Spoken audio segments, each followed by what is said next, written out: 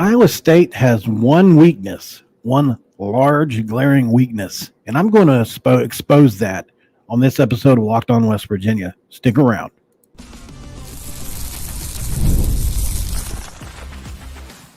You are Locked On West Virginia, your daily podcast on the West Virginia Mountaineers, part of the Locked On Podcast Network, your team every day. Good evening, West Virginia fans. My name is Mountaineer Paul, your host as always. Thank you for being here on Locked On West Virginia, where we talk about your team every single day. Also, this is presented in part by FanDuel. As you always know, place your first $5 bet and you'll get started with $200 in bonus bets. That's guaranteed. All you have to do is visit FanDuel.com to get started. Okay, on today's show, guys, I promised you in the open, Iowa State's got a weakness, and it's a pretty glaring weakness amongst the strengths that they all have. So I think there's two sides to the coin. We're gonna look at both and then make a decision at the end. And bringing on to do that is somebody who has a great podcast in and of itself, somebody I respect. We're talking about Dave Larson from @Cy of the Storm. How's it going, Dave? It's going great. I'm really excited for this upcoming game this weekend, playing against you guys. And I tell you what scares me probably more than anything is your Cole Rush uniform.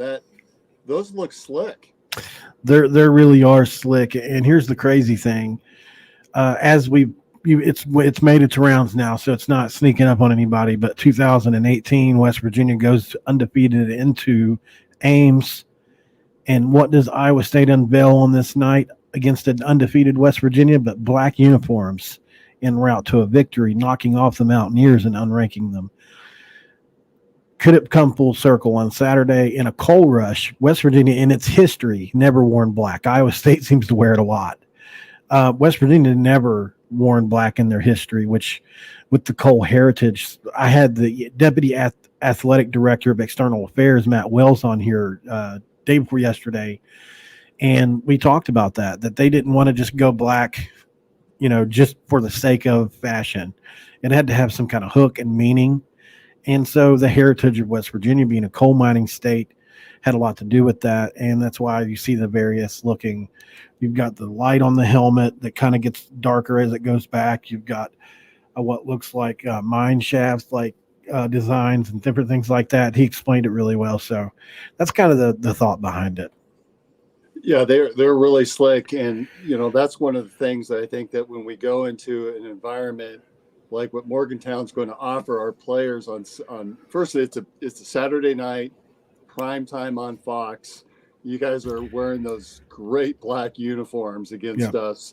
I think it's going to be an electric feeling for everybody that I think fans from both sides are going to really appreciate watching play out throughout the evening. And then add to that, and the Anthony Beck factor. He's being inducted into the Hall of Fame in front of his son, who starts at quarterback. And so there's another layer. I asked the other guy this: do you think Rocco Beck is going to add any extra pressure to himself for this game? That's a good question. Of course, he started as a freshman, and and if we could go back even to last year, he wasn't expected to be the starting quarterback. However, what happened is then we had this whole gambling situation that took out our quarterback. There was some speculation that maybe Rocco was going to be on the bench, and we were bringing in a 4-star quarterback that is a local kid, JJ Cole. And Rocco just simply beat him out and started right away. But he's been cool under pressure. He did not play like a freshman last year, and I agree. He's really continued that game this year. Does he take a few chances? Absolutely, but I think that's more due to the aggressiveness of the offensive coordinator Taylor Mauser. He may have a little bit. I think that when you're playing against your dad's alma mater, being recognized during the game, going into the Hall of Fame, there may be a little bit of extra push for Rocco to maybe show off a little bit. He's certainly got a lot of talent, and boy, he's got some talented receivers to be able to throw to. He may have a few nerves that coming right out the gates, and maybe that's where we If we have the opportunity, we let you guys take the offensive side and we play defense right up to let him cool down a little bit. We'll see. I'll be curious to see how Rocco plays myself. But how cool is that you guys are allowing for Anthony to be recognized during the Iowa State game? And I think one thing that we're all asking is, what color does he wear? Is he wearing the Mountaineer blue, or is he going to wear something? Is he wearing black? Certainly, that's, like you said, that's one of the colors that we've been tied to in the last 4 or 5 seasons. But I'll be curious to see what that looks like on Saturday as well. That'd be a way to support both. If you just wore black, I think that'd be a cool way to support both for the night. But I think a combination of both is probably the way if I had to place a bet, I would say maybe a Iowa State hat or a Mountaineers hat and an Iowa State pullover or whatever. Or he may just go all in on West Virginia for the ceremony and then revert back to, while supporting his son, the Iowa State stuff, And I think all of us would completely respect that. And, speaking of the color black, it's alma mater. How does your fan base take to the black color? We've got on both sides saying, "Oh, it's not the school colors. What are you doing? You can't be wearing it." And, we tell them, "Hey, these are what the athletes want to wear. It's what the coaches want to see. Right. Who cares what they're wearing? And they're winning in them too." Yeah, it's a good question. We've definitely gotten a lot of pushback on it from traditionalists.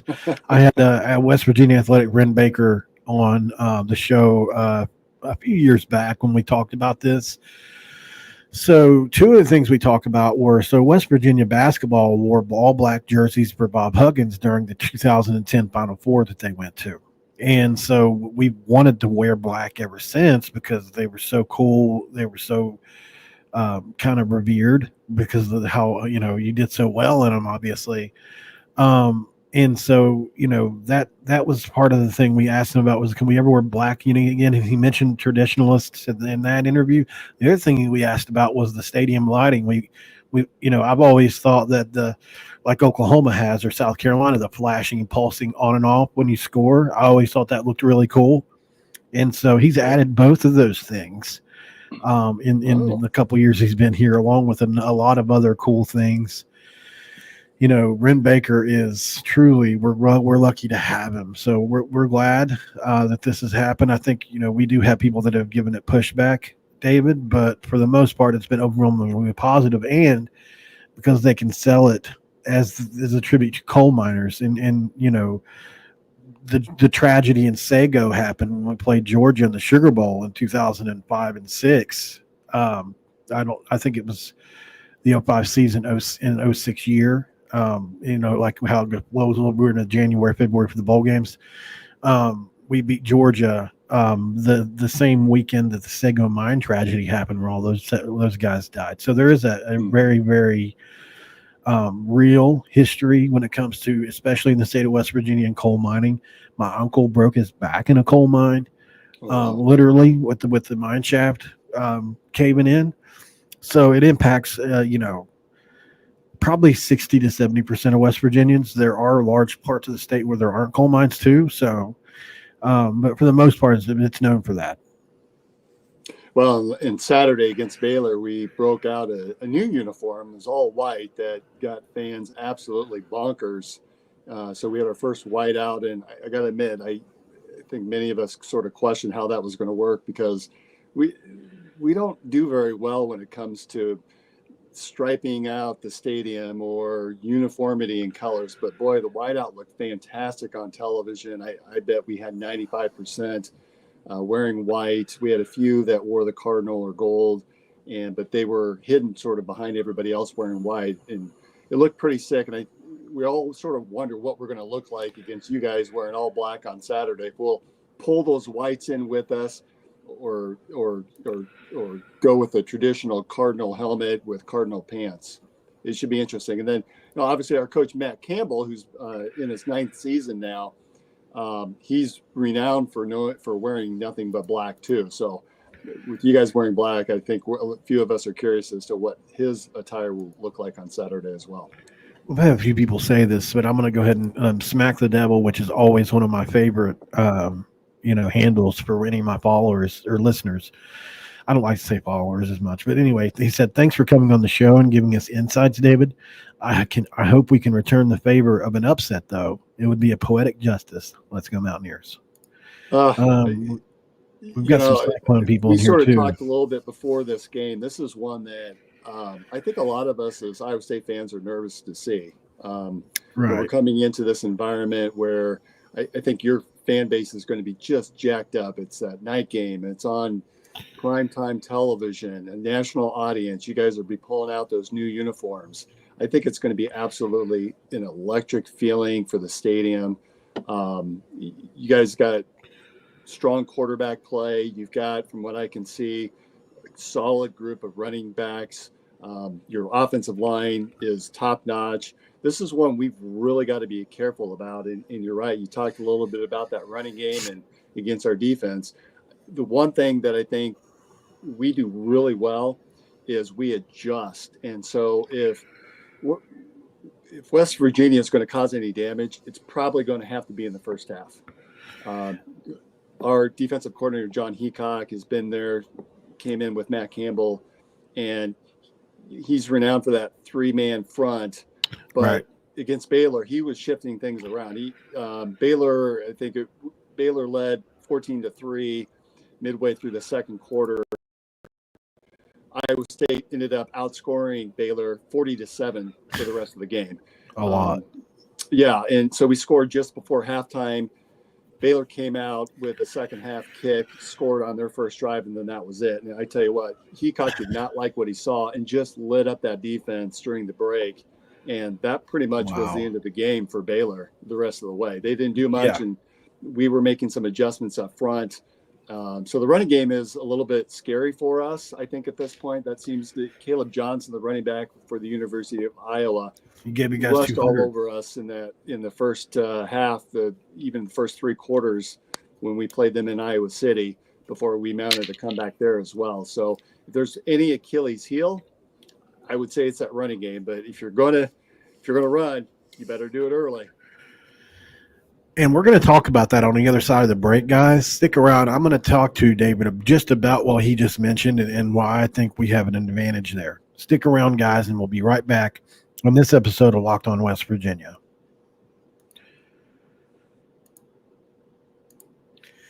This episode of Locked On West Virginia is brought to you by Game Time. That's right, Game Time. Game Time has a new feature called Game Time Picks that makes getting tickets for your favorite live events even easier.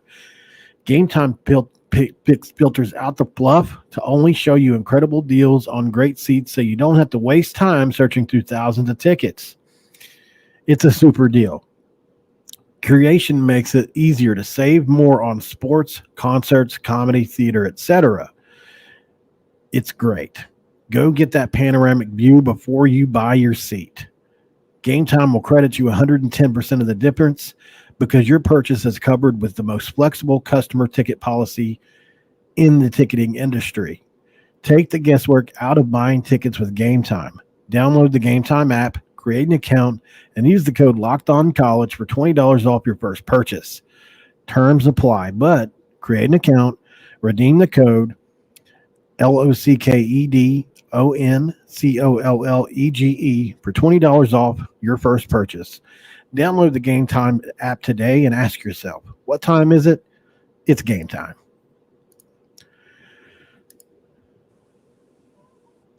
And we're back with David Larson. I got tongue-tied there for a second. That was the first time I had read that read. So we were talking about Coos is actually in here, and me and I were talking about this earlier. Coos from Coos's Corner. We were talking about the run defense for Iowa State. That's, Houston gave you guys 5.5 yards to carry. North Dakota gave you guys over 5 yards to carry. And no offense to those teams, but I wouldn't sit here to say that we're better than Iowa in every way. But I think we have a better offensive line. We've got three guys that are playing at first team, all Big 12 level. And we're glad to have that. And those guys really showed up last week, obviously in a game versus Oklahoma State where we rushed for almost 400 yards. That just doesn't happen to Mike Gundy teams.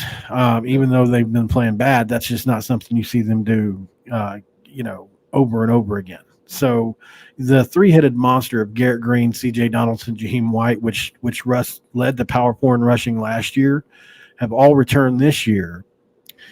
And, they all rushed for over 700 yards last year apiece. And I think they all, they're all very specific in what they do. You've got C.J. Donaldson, who is the comparison is probably Ollie Gordon. He's 6'2", 240 pounds.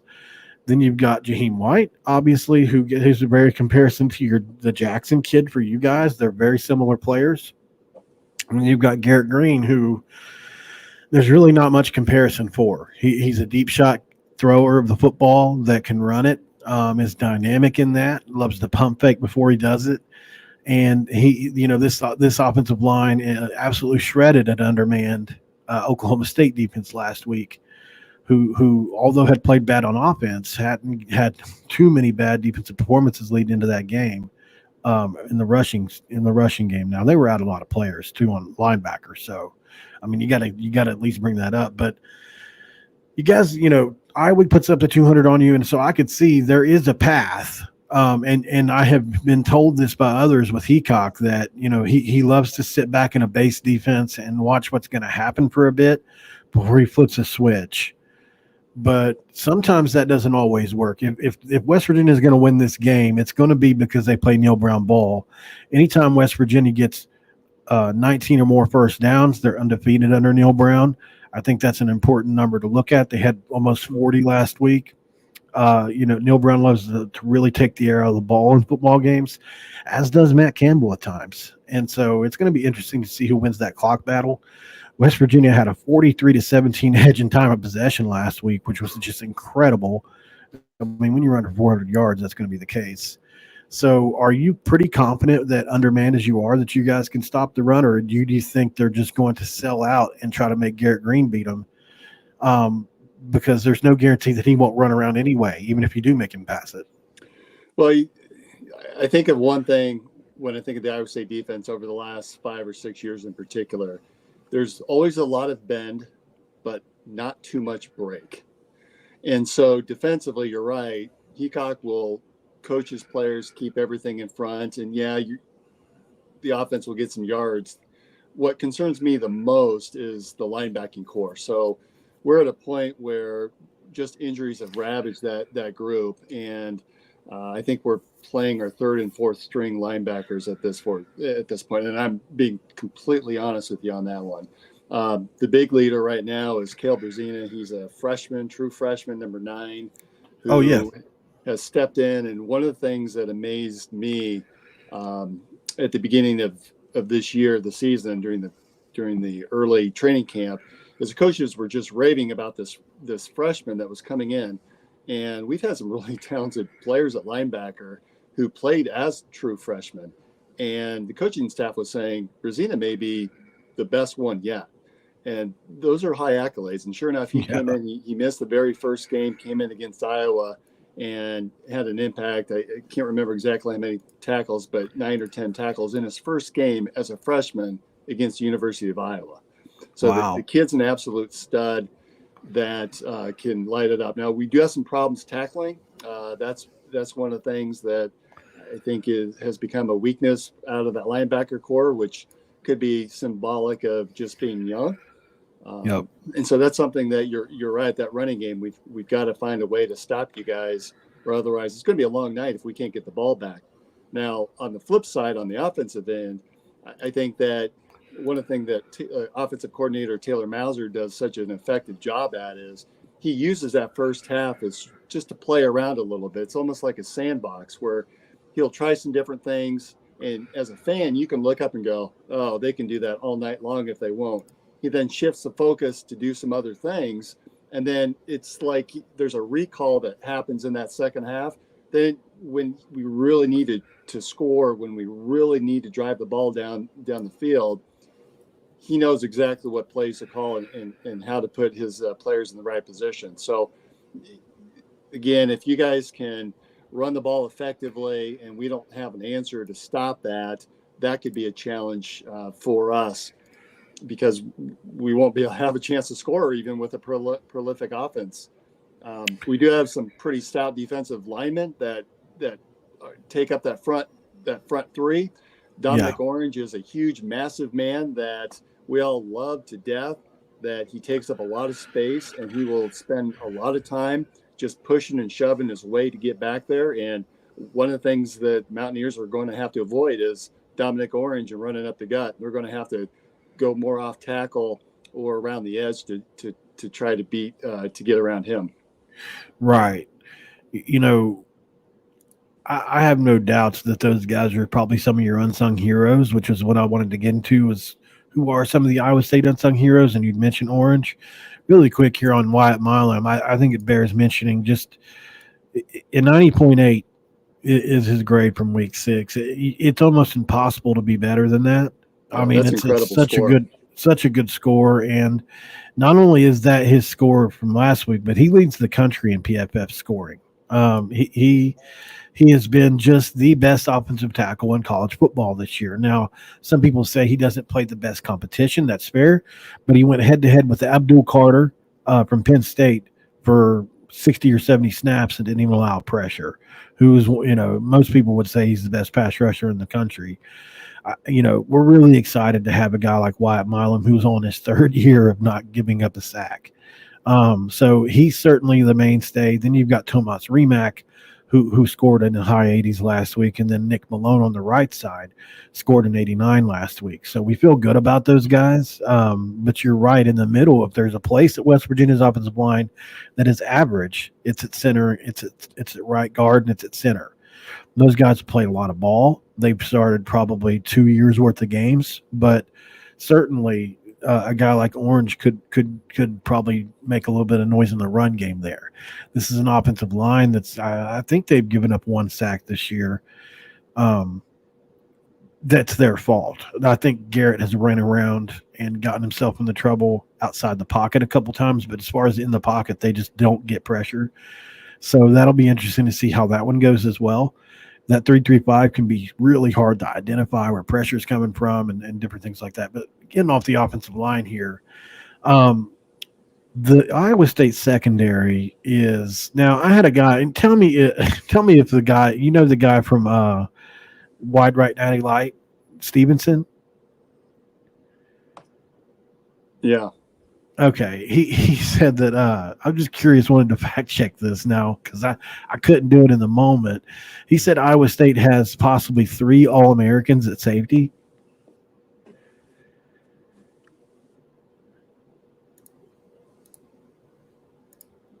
Uh-oh.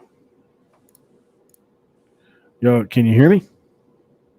Oh, I'm back. Oh, okay. There we go. I didn't know what happened. Are you there? Okay. But I am. Yes. Okay. So I was talking to the guy, Stevenson. So not only do you guys have a stout running, but your quarterback, I think I've seen that he's a prolific thrower and he can run the ball. I think that Peacock does a pretty good job with those dual threat quarterbacks. And again, the whole goal will be to keep everything in front.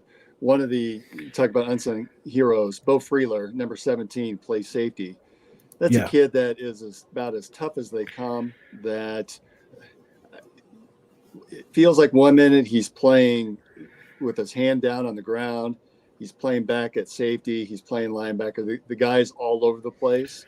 That I have a feeling that Heacock's probably going to use him to shadow your quarterback a bit and just make sure that he doesn't go anywhere. Very interesting. What I was asking you about there was a guy I had on earlier from Wide Right Natty Light. His last name's Stevenson. He said you guys had 3 safeties that were All-American quality. And I just wanted to know if that was indeed correct, if you agree with that. I completely agree. In fact, I would probably add a 4th one in there. So John Tez Williams had a interception at the I can't remember if it was at the end of one of the quarters last game. So we got him back at safety. Jeremiah Cooper, who's a junior, that has been injury plagued over the years, but he has been fully healthy, and you can see it when he's out on the field. Malik Verdon, number 7, is another very talented junior who, between him and Bo Freeler, are probably the heart and soul on that defense. And Okay. in that back, or in the back, that I tell you what, I would trust them against pretty much any receiver that we will face all season long. Well, that's high praise then. That is high praise.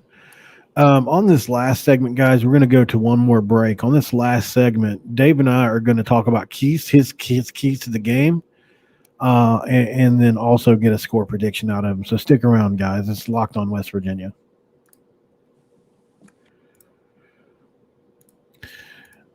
This episode of Locked On West Virginia is brought to you by FanDuel. Hey, NFL fans, you can start the season with a big return on FanDuel, which is America's #1 sports book. When you get a hunch in the middle of the game, you can check out the latest stats, view the live play-by-play, and so much more on the same page you place your bets. You'll get started with $200 in bonus bets, guaranteed. All you have to do is place your first $5 bet. That's at FanDuel.com. And looking on FanDuel last night, I saw the spread at 3 in favor of the Cyclones. So they still stayed at 3 as of last night. As of today, it could have moved in the West Virginia direction, or it could have moved in the Iowa State direction, which I would anticipate. We'll see where that line opens up as we approach Saturday. Stick with FanDuel to find that out.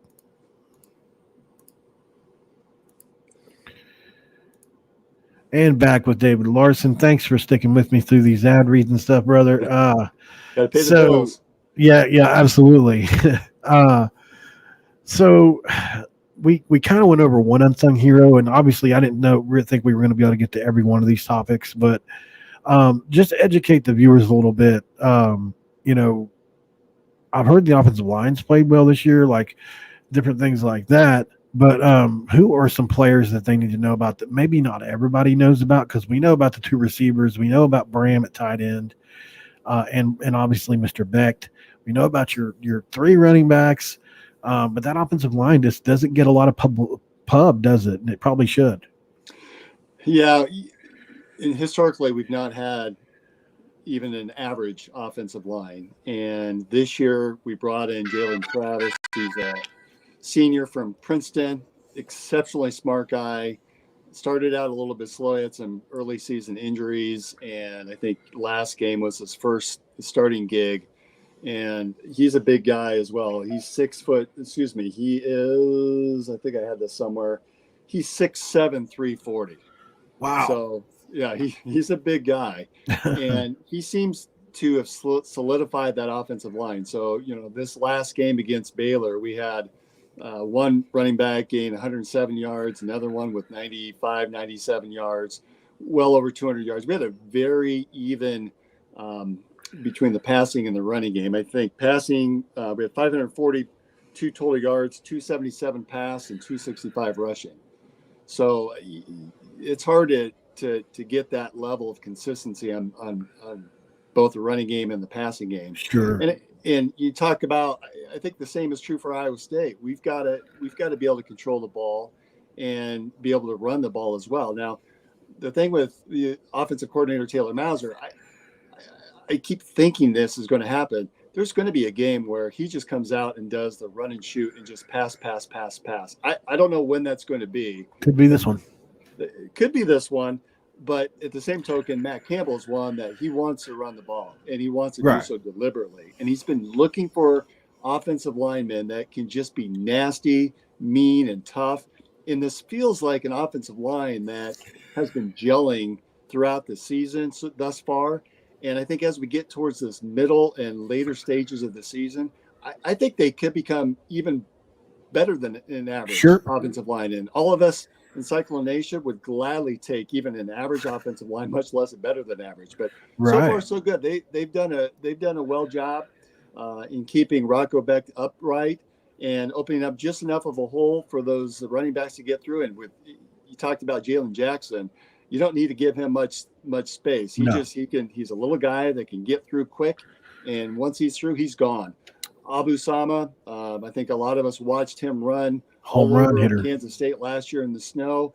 He hasn't been quite as proficient this year, but at the same token, I don't know that he has to, because we have such a talented running back room that it's really next man up. Whoever's hot that night, they get the hand and they get the ball.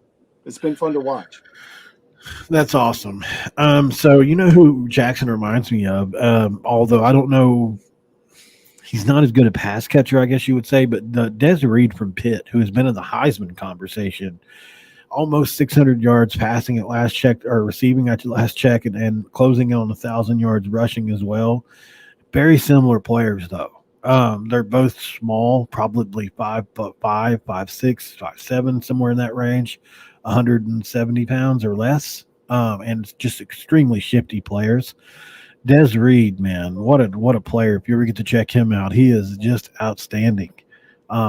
West Virginia's able to shut him down on the run, but he crushed us in the pass, and one thing West Virginia has this year is the back end started to gel the last 2 weeks, holding two straight quarterbacks under 200 yards. But those quarterbacks were Jalen Daniels and Alan Bowman. So I think that's, the truth lies somewhere in the middle of that, probably, because, Drew Aller really, really shredded us in the first game of the year. But that's Penn State. They were so good everywhere. It's really, and it was the first. We added 6 new transfers to the back end. And I think they're just starting to finally gel a little bit, but I think this will be the important test to see where. At linebacker, you guys are going to be tested, because we've got probably as elite wide receiver room as you'll find, not just in the Big 12, but throughout the country. Right. And so as a result, you talk about Jalen Jackson in the receiving game. We just don't throw the running backs the ball very often. I don't know that we need to. We have a lot of talent at tight end. We have tremendous talent at wide receiver. And we've got a player that Jaden Higgins has caught a touchdown pass in 7 consecutive games, which is a school record. There are games where the ball looks like it's going to be intercepted, and he just takes it away from the defensive back. He's a strong guy, big guy that is very athletic, that Rocco trusts completely. And then Jalen Knoll, who's been around forever, that he's a good possession receiver, will go down the middle on slants, and you can't stop it. Right. So I think, if West Virginia is going to win this football game, I'll give a couple keys just really quick. Number one, I think, I mentioned him in the other show too, but I'm going to mention him again, but just because he leads the Big 12 in pressures. TJ Jackson has been a godsend coming over from Troy. He plays at the defensive tackle spot. They do move him around on the front, but he plays inside mostly and still leads the Big 12 in pressures from a defensive tackle spot. He's more of an Aaron Donald than the orange kid that you were talking about that just takes up space. He's really hard to block. He's more of your quick type than your big plugging up a hole kind of guy. And so he needs to make an impact on this game. I think if you guys get any kind of rhythm in the passing game, he would be one guy that could affect that. So I think he would have to be involved for that. Obviously, it's just goes without saying West Virginia has to win the clock game in this one. I don't think they have to win at 43-17, but it would be nice. And then we're going to have to get a couple turnovers in this game. I think at least one. We have to still, because I really don't have much doubt that we can score in this game. I don't know if we can outscore. If it gets into that, I think a lower scoring game probably suits what we want to do.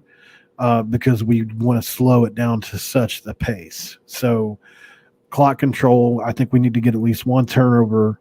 And I think TJ Jackson and the other guys on the front, Tyron Bradley, who, West Virginia's defensive line as a whole leads the Big 12 in pressures, not sacks, just pressures.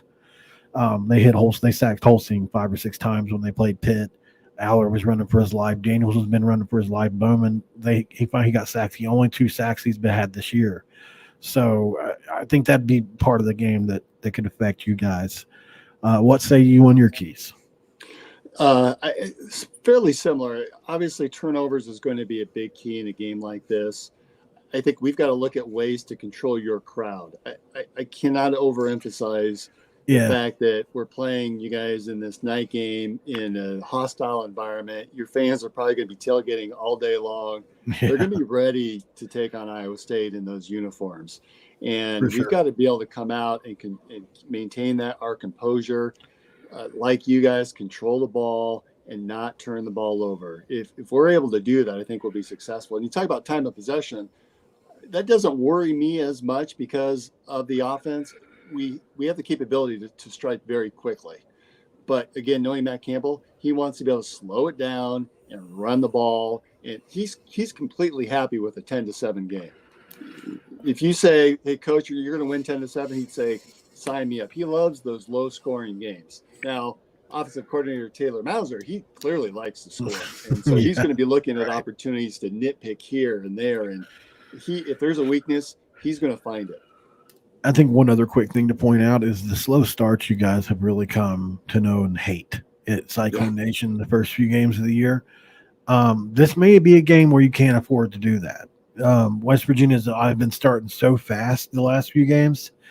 You know, you can get down to 14 to a Baylor. I don't know if you can do it to a West Virginia and make it all the way back. You might. I'm not saying you definitely can, but it's not a place you want to be. Especially because the way we run the ball, it's just Baylor's more of a passing attacks anyway, so I don't think they were equipped to keep that lead. And some offensive coordinators in the Big 12 believe in sticking with your offense as is, even if you do get a lead, which has always kind of flustered me because Holgerson was like that for us for a long time. Well, and in this sport, momentum is everything. And That's now, true. Your Mountaineers have a lot of confidence. I mean, as a fan They base, you guys should be going in that game thinking, we're going to rock this place. We're going to make it loud. We feel like that. Get adoptions. And you've been playing well. You have a lot of confidence. Those players have a lot of confidence. While we're the 11th ranked team coming in, we're coming into this hostile environment that there's going to be some uncertainty in there. We're going to be sitting around a hotel all day long. Who knows what that's going to look like? But I'll come back. I trust this team. I trust the offensive coordinator. I trust John Heacock on the defensive side. I trust his players. The one concern, again, is the linebacking group. Right. We've just been depleted at that, again, if you guys get out early and are able to effectively run the ball, that's to me the key. If we can control that and minimize the turnovers, I like where we sit. Appreciate that, man. It's been a pleasure having you on. So I'll go ahead and pick the game, and I'm going to be completely transparent with you guys here. And thank you for all of you guys that are in here, by the way. Make sure you follow David Larson on that side of the storm. And what's your other handle, by the way, your personal? Well, you can probably tell behind me I've got a bunch of running bibs, so I'm HR Runner Guy on Twitter. Gotcha. There we go. So I'm going to go ahead and flip my pick. I picked Iowa State early in the week, and upon the linebackers and hearing some more stuff, and really just the Penn State and Pitt losses hurt us, as a fan base, because we won 9 games last year. We came into this season truly feeling like we were Big 12 title contenders if nobody else did. And Penn State shredded us in week 1. And then we were up by 10 points in the fourth quarter with 3 minutes to go against Pitt and lost that game. Was that the game that you lost, like a heartbreaker in the last 30 seconds of the game? Yes. Okay. We were up by 10. We had a 97% win rate on ESPN with 4 minutes to go. And Pitt Holstein, who's played like a Heisman contender, 2 drives to end the game after holding them to 6 yards for the entire second half. At the very end, the winning time matters. And so they beat us at the end. So we should be 4-1, in my opinion. I think we're a better team than 3-2. And the only 2 teams we've lost to are 10-0. So I think that's something to be said. So, they laughed at me on Locked On Roundtable yesterday because I was using our losses as a reason to say how good we might be still. But I think there is something to say for the only teams that have beaten you where they're 10-0. So it gives me confidence as a fan anyway. Let's just say that, Dave. At the end of the day, the Big 12 is still wide open. It is. Right. And there's no Penn State left on our schedule, no matter how good the rest of the way. I still think they're better than every team we played. So we're battle tested, and I think that's going to matter in this game. I like West Virginia. I'm going to pick us 34-31. I think it's going to be a high scoring game. Okay. So I would probably go in the other, maybe a slightly different direction. I agree. I think there's going to be a lot of scores. And I think that it's going to be a battle of will at the end of the day. I'm going to say 28-25. It just feels like a weird game like that, Yeah. that whether it's a missed PAT or a weird safety or something weird's going to happen on Saturday. Struggling in the red zone. Of course, I'm going to pick the Cyclones, though. Of course. As you should. I mean, you guys are 5-0. You have no reason to pick against them. That's right. You know, if we were 5-0. But as we were talking before the show, too, this is new territory for us. We've not been 5-0 since 1980. And you have been 6-0 ever in a long time. We've not been 6-0 since 1938. So since before stadium lights. This is some new territory. And here we were. We had a pretty successful season in 2020 that led to the Fiesta Bowl. We were 8-1 in the conference play, had a chance to play Oklahoma State in the Big 12 championship game. And we didn't get to enjoy that season either because of COVID. Right. And so this is one that I think we're all sitting there. We're excited, but we're cautiously excited. Well, guys, make sure you follow David on that side of the storm and at the runner. What's it called again? HR Runner Guy. HR Runner Guy. That's it. I'm at Paul Mountaineer. I'm going to be converting all of you guys from X, and I thank you so much for watching on X over to YouTube, but we'll talk about that on X. I'll make a couple posts about it, but I'm going to start making this a more YouTube-centric show in the future, hopefully. As long as everybody's okay with it. But thank you to Dave for coming on and talking with me tonight, man. It's been fun. Stick around with me after the show just for 2 minutes if you don't care. And thank you guys for being here on Locked On West Virginia. Before I let you go, I've got to tell you, thank you for making Locked On West Virginia your first listen today. But for your second listen, why don't you check out the Locked On Big 12 podcast? Drake Toll leads the conversation in conference realignment news, and he holds no punches when it comes to covering every team in the Big 12. Find Locked On Big 12 on YouTube or wherever you listen to your podcasts. And if you haven't heard of St. Bill Snyder and what he did with the beefy 5-layer burrito, go check out our latest roundtable. He actually showed up on the show, which just blew me away. All right, guys. Thank you for joining. For Dave, for me, I'm out.